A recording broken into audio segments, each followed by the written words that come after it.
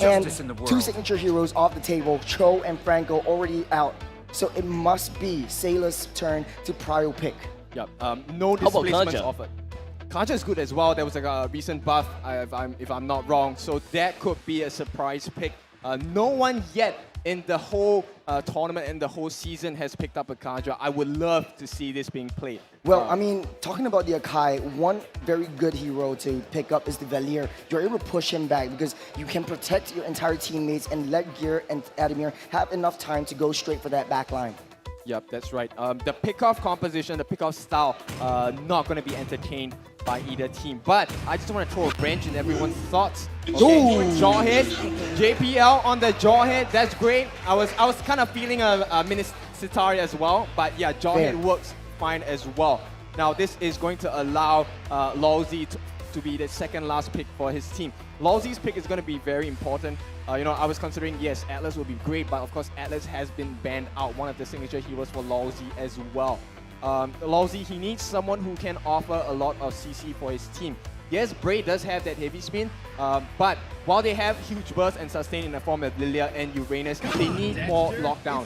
They need to make sure that the members of Slate will not get into the backlines as easily. Jawhead, you know, with priority aiming, he will be able to go for the backlines of RSG. Lolsie going back to his old reliable, picking up the Lolita, but Pharsa and Yves is still open. This is what maybe Slate is lacking on. Burst potential from afar, and Pharsa might be the best person to do it, or best hero to do it from far. And Pharsa has been really instrumental in RSG's draft in the previous game. Yep, that's right. Seilah going to be left with a very difficult choice. RSG has already locked in their draft. They will know what are the options open for them during the game. Lolita with that Numenon Blast is going to be absolute ham for this game. We have seen how Lolsie plays Lolita, and I mean, it's no joke. I'm ready. I'm ready for you guys to shout out about Lolsie again. And it looks like Seilah going back to his very comfort hero, the Kagura. And with that, guys, we are going. This is the final game. 2-2. Game 5. Who takes it all, sits on the throne, and wait for the loser to work their way back up. Oh man, this is a draft for the ages. Throw everything out the window, because whatever you're comfortable with, let's cement this for ourselves.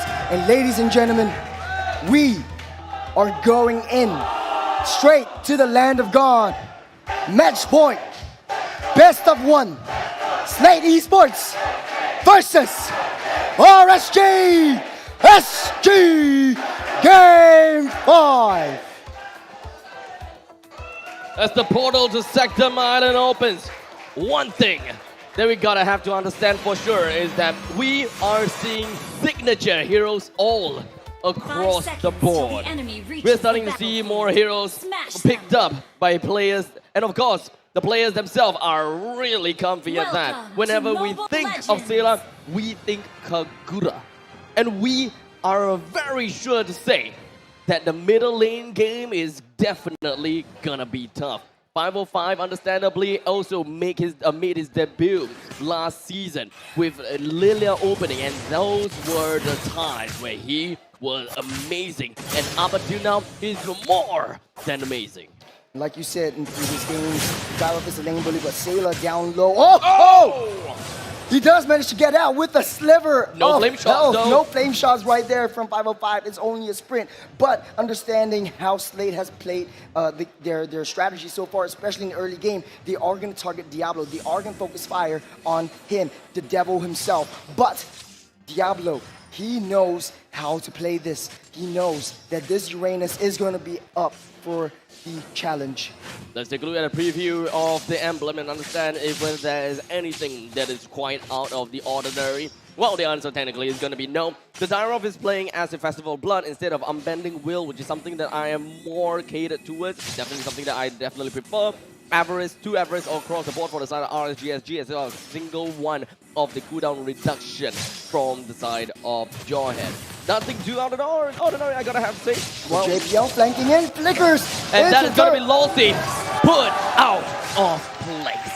Put out of his misery. Lolsie already gonna be respawning soon, but that's gonna tear him down. JPL, what a good flank coming from him. But on the top side though, Diablo, is going to be handling too, as the turtle is going to be spawned up right now. It is going to be 4 players from the side of Slate that will be available to attend to the turtle. While RSG, it will take quite some time before the Lilia comes into play. Adammir with the Abyss of Strike connect down on the Brave, not quite enough to really bring it down. Not quite impactful as much as you wanted it to, but the Umbrella, Yang overturn, drops down on Diablo, but unfortunately that's not going to be a free take for Slate, as Gear himself, the jungler, is going to be taken down. Bray is still in the game, and he can still snag up this turtle all by himself without the help of his teammates and so as his retribution is active. The scale has tipped over to the side of RSGSG, taking the favor of this turtle. Bray is going to be taking it down fast, and he's going to be rolling in. Rotation's already coming, setting right in. That was a good play from Seilah. Understand that when Seilah plays this Kagura, he's going to be very, very sneaky. Sort of like JPL in the previous game. You don't know where he's going to be here next. And when he does, he's going to smack you in your face.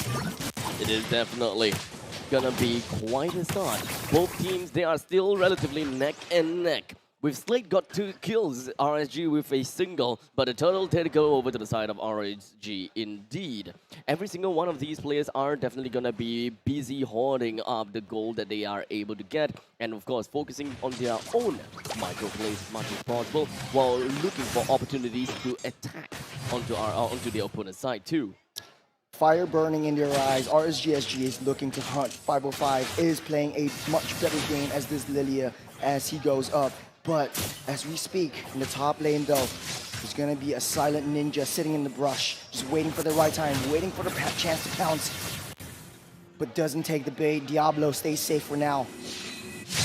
This is one of the composition from RSG that really shows as protect the president. Unfortunately, I'm gonna have to say that, but this is really one of that composition that really truly defines the protection of babycakes. No matter what it is, they would need to make sure that babycakes keeps himself on curve and do not get knocked out by the members of Slate. A single death over to the side of babycakes will be detrimental. We cannot discount FMM though. JPL making a lot of space, giving a lot of space, but Gear taken down low, able to dash out of that one. The parry stuns Bray for just a slight moment, enabling him to be able to run back. One thing about Slate is that they do have a Benedetta that is able to exert dominance all across the board though. One moment he's up top, another moment he's down in the bottom lane. And this is going to be very important because Benedetta is still busy dealing with his own jungle right as the turtle spawn. RSGSG, understandably, they are a very aggressive team composition. They would want to pick up this turtle as soon as possible. They do have utility onto their side as well when it comes down to Nominon Blast as well as the heavy spin. They can do whatever they want, but unfortunately, across the map, that is going to be a single kill by the hands of Slate, while Gear goes right in, steals away the turtle off of the hands of Bray. That's not something that they're going to be really happy about, and 5-5 taken down. Lossie's next in the eyes of Gear. He brings him down indeed, and Bray unfortunately wasn't able to do quite much as this Kung Fu Panda stands by and watch. A little bit slow on the trigger there for Bray. The retribution battle could have been won by him, but here, I'm telling you, this guy on this Benedetta is crazy. He's insane. He's making plays. He's taking down the Lords. He's bringing Slate up by 2K gold lead 5 minutes into the game. It is 1-5. Slate even gotten a single Lord, and of course, even a single turret. Dyrov is dominating in his lane, and he is putting Diablo down to the ground. Do note, Uranus comes in stronger and stronger and stronger in the later stages of the game. That is what a skilling Diablo is gonna look like. He will be indomitable as the game slowly progresses. So Slate, they wanted to take all of the opportunities to bring him down as fast as possible, whatever it takes and however it takes. But unfortunately, Bray, he is going to come straight in with the heavy spin. I don't think there's going to be enough damage at all on the side of Gear nor Adammir. But Seilah in the mid side. He did manage to go down though. FMM is going to be the next one to go down. 1-for-1 trade. Position 5 for position 1. Not quite something that Slate likes. But it was a good trade coming in from the side of RSGSG. Still in this game. This is way too early. We've seen these guys battle it out back to back to back to back to back. These guys want to play the long game. This is too early. Yeah, you can take the kills, but I'm going to come back stronger. And Diablo, he knows this hero ins and outs. And basically, Uranus doesn't pop off until he gets his Enchanted Talisman as well as his Oracle, and then he can go along willy-nilly to just try to cut waves, try to distract the opponents, and try to pull the fights all to him. But 505, on the other hand, immediately down in the black shoe that he is in. Adammir, precision strike down with the Abysm strike, flickers right on top of 505 and eliminates him for good. That is definitely going to be the final nail in the coffin, and that is very important because the early game is the name of the game as to how the team is going to propel forward. Okay, you're taking down the turtle. Adammir already showing so much dominance right now with this Zyra, and JPL being a threat. His presence is felt even though he's always invisible. We've never seen him much, and this is precisely what he wants us to think. The ninja coming in from JPL. Just every single thing he plays, everywhere he goes, death follows. Oh, the pull's back by Lolsie. Of course, an amazing toss coming in. What? Lolsie finds himself in an unfortunate situation. Completely taken down time and time again as he was trying to hover himself inside the brush. Slate is doing the same thing as they have done in the previous game, time and time again, singling out the members of RSG. Unfortunately, now in this game, RSG, they don't have a lot of turrets to work with. As such, when Slate takes these pickoffs, RSG is not able to come back in and farm back in.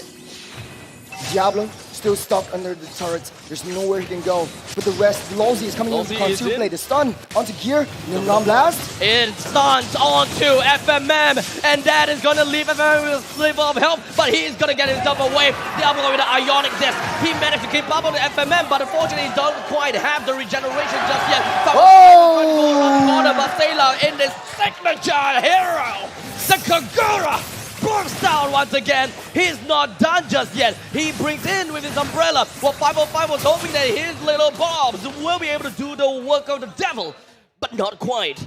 Slate tearing up RSG bit by bit by bit. Everywhere you go, you can chase FMM for all I care. Seilah's just gonna pop right back up to you. The Slate is just invisible right now. The ninjas, the samurai, whatever you call it. Let's take a look at the items right now. Kagura already clocked with Destiny. Thunder Truncheon already built up with the execute, cementing any low health heroes from running away from her. And from the side of RSGSG, even though they're 3K gold behind, the Claw already has two of his most basic core items, the Golden Staff and the Demon Hunter Sword. They're ready to fight. But FMM, though, also farming up well. It's now a COVID operation from RSG. They're gonna have to find a way in order to gain more dominance in the Lord's Pit. But unfortunately, a little bit difficult. They cannot afford to be bursted down by Seilah. No matter what, stay away from the Yin Yang Overturn. No matter what, stay away from JPL's Force Ejector. There's just so many things that RSGSG have to be really careful about. The heavy spin ultimately is going to be that ambush that we're talking about on the haystack. But with all of that said and done, where is Seilah? Seilah's coming in from backline. He doesn't show himself just yet. He's just waiting for the right opportunity, the right time, always waiting. He doesn't engage in too soon. Lolsie seeks him out. He knows that he's the win condition for the side of Slate. Once he takes Seilah out of the way, Lolsie, 505, and babycakes is able to go in straight. Protect the president strategy is still on. Bray does have his ultimate. Let's just wait and see. Terminal blast, two buttons on the bottom side. While the main fight, it is going to be the Lord that will be taken down into the hands of RSGSG. They know that they have the advantage and they are going to be pushing the advantage as fast as possible. But unfortunately, the lack of mobility from the side of Diablo is not going to be doing too well. But one thing's for sure, it is going to be the death of Adammir. The RSG will be rejoicing. This is the window of opportunity. If RSG can capitalize on that, take down as many turrets as they can, and split push as much as possible, you are able to come back from this and put yourself back on top. And this will be a fight that we've seen in the previous two games. This is the way to go. The Lord marches down to the bottom. Not quite the evolved one. Not quite having the shiny spear to crash down onto the inner turret just yet. But it is going to create quite a bit of impact. Top lanes down, middle lanes inner turret is already destroyed, and Slate is focusing most, if not all, of their resources down below, leaving Benedetta to deal with Diablo. Arch-Nemesis against Arch-Nemesis, perhaps, as BabyCakes takes the opening shot. He goes straight in, brings down the turret as well as JPL. Nomino Blast, connect down on the JPL! This is gonna be impactful! This is gonna be big! A single push. It could be. As Bray continues on with the heavy spin. He was hoping that he will be able to BRAYYY on the back line. He was hoping to go right into FMS to bring him down. The absence of gear is just way too big for Slate to handle. But Slate, they managed to buy a lot of time, and the time was enough in order for JPL and Seilah to come back right in the nick of time in order for RSG to not make the GG push. A little bit of friendly rivalry, but Gear really like the final blow. Doesn't seem like the fight is going to be over just yet as Gear went straight in. He was trying to go for 5 Oh, another one. Will be just be enough to bring Gear down. Diablo pushes himself right in front of the side of Slate. On Adammir as well, JPL doesn't have much help to work with. You trade beer for BABYCAKES, that's okay, you don't have that retribution. But Lord, the next Lord coming up in 60 seconds. 60 seconds will change everything. This is how well RSG is able to maintain that composure, maintain the momentum that they have right now. This is the item builds that they have. 12 minutes into the game, already Akai having 3 core items, the Garden Helmet, the Curse Helmet, the Antic Cuirass, all trying to negate as much damage from FMM. We're looking at a 2,000 gold advantage coming from the side of RSG. But I think they're slowly climbing up. they're slowly climbing up, but they're discounting the fact that Seilah is still very, very much dominant in this game. They're slowly taking control over of Slate with just a single run and a single play made by BRAYYY. There wasn't even any form of opening that we see. But BRAYYY, he took the leap and he took the jump. He managed to successfully bring down the turret as well as a single person, and that speaks volume. The next Lord already up. RSGSG en route. The Operation Lord round 2 has begun. JPL Adammir on the hunt. Crossing right in. JPL just giving vision to the rest of the team. They know that they want to flank, but from where and when? They do have information as to where Benedetta is though. Benedetta is still in the middle. But Seilah is nowhere to be seen. The Lord finds himself at a low amount of health, and that is Bray that manages to bring it down. Gear, unfortunately, with the Electro Final Blow was not quite enough to come in right in the nick of time. JPL! And JPL is going to be locked down by the Numenor Blast. And there we go! The death full of the century that brings 3 others down from side of RSG. And not quite over. Bray is next. The damage coming up from Seilah's yin-yang overturn. The Lord will buy them enough time. But now the tables have turned yet again. Slate is able to capitalize on that. But the minions are pushing way too deep in their base. They're going to take too much time. They can't convert this into the objectives that they need. The turrets are still healthy and they're still alive. Here is a clockwork. Never resting and never stopping. Let's take a look at the instant replay real quick to see what's going on. So Bray took down that Lord. Gear coming in. The Numenor Blast though. The good Luminar Blast coming in. But Seilah, like I said, time and time again, you can't count him out. He's always still in the game, feeling so dominant with the damage. The Yin Yang Overturn takes in 5, forcing 505 to force that Black Shoes out of the way. It was all about baiting them into a choke point to give RSGSG the illusion of winning, to make them think that they will be able to win in that choke fight just because of the fact that they have a Claude. But one thing's for sure, Claude's Art of Thievery as well as his Blazing Duet comes in sets. It doesn't go out in bursts, unlike a Kagura's Yin Yang Overturn. And yet again, and again, we are back to square one. Economy, equal. Footing, equal. Damage dealt, equal. Everything is still the same for both sides. It's how Slate wants to play this, maintain the momentum that they had when they took down that Lord, but the minions from that bottom side lane is pushing right into Slate. RSG is doing what they know how to do. Doing what they can, staying together as a unit, give BRAYYY enough space and time. It is still pretty early. When we're talking about RSG, SG, and Slate, 16 minutes into the game, it's still a pretty early game. Every single one of these players understands that they are teetering on a breaking point. While we have been looking at Slate being on a tear, they have been going around like a madman, killing and killing and killing. They're never stopping, because whenever they smell fresh blood, they are on the hunt and looking for more prey. While RSGSG takes things a little bit more methodically. They look for prime opportunities, and they will only seek out very specific blood that they want to go for. But sometimes, they got a ton of vision just because of that fresh, delicious blood. Lord is popping up in 13 minutes, but where is JPL? They need to seek him out first. He's way out of position. But babycakes, left all alone. Perfect position. Gonna slow this down right now. JPL still staying there, just being as patient as can, just being as quiet as silent as a ninja. babycakes, he thinks it's safe. Eventually, how safe can they be? It is always going to be the question. 8-15 is the current scoreline. 17 minutes into the game. JBL is still hiding somewhere, but he's unable to make the play. He knows that he's gonna have to make a dart for it. With an immediate concealed play, Slate could not find that opportunity to work with in order to mount a comeback. This is because Diablo shuts him down really quickly. He wants to make a play, but he knows he can't do it alone. Diablo splits the rest of Slate. You see Gear coming up from the top lane. You only can have Gear coming up and cutting that wave just on equal footing as a Uranus coming out with Diablo. Now, the Luminous Lord marching down on the bottom side. The rest of RSG, they are hungry. They are thirsty. It is late. They want to end this fast. And what will they do? RSG, what would they do? They are sticking on to their MO.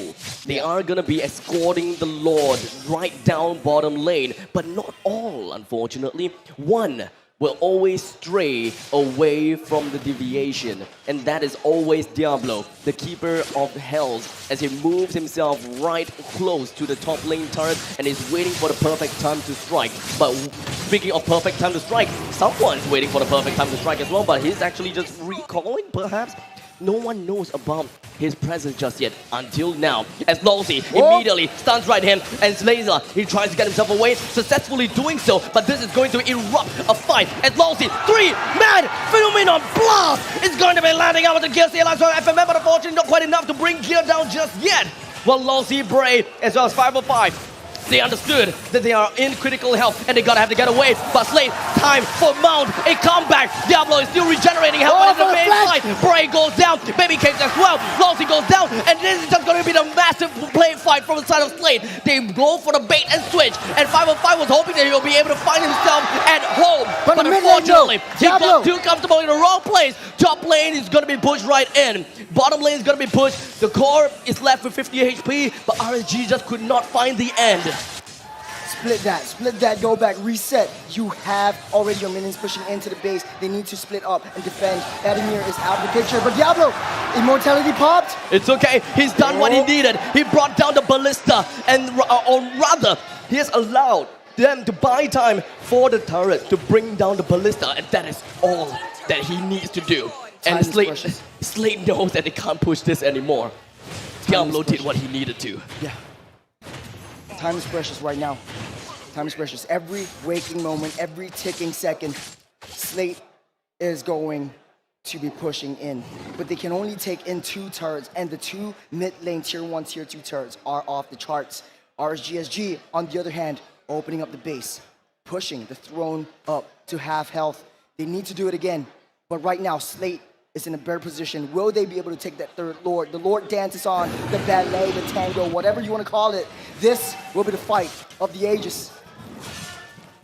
The 20 minutes game that could end very soon, just from a single Lord take. It is time for both of these teams to not get too comfortable in the wrong place. They can't overstay their welcome. Slate, they have failed to take away RSG's Lord once. But I don't think that Slate is going to do the same thing again. babycakes was found in the bottom lane, but he did manage to get himself away pretty fast. 4 versus 4 over this Lord, while a quick-witted battle happens at the top lane as Diablo continues to drive his avenue down onto Benedetta, drops his HP to a quarter. This means that Slate will not have anyone to play on a retribution. RSG identifies that and know that this is the point in time that you gotta have to go right now. Seilah's taken down, everyone taken down, everyone from the side of the Slate is taken down. The only one left is gonna be Adammir. He wants to walk his way, he wants to go back. The rest of RSG, they know it's time as the Lord is taken down. All of them moved right in for the final GG imminent push. Wipe out! RSG, minutes of pushing in. They are gonna take this. The recall, the disrespect, the well-earned victory. RSG! Well deserved!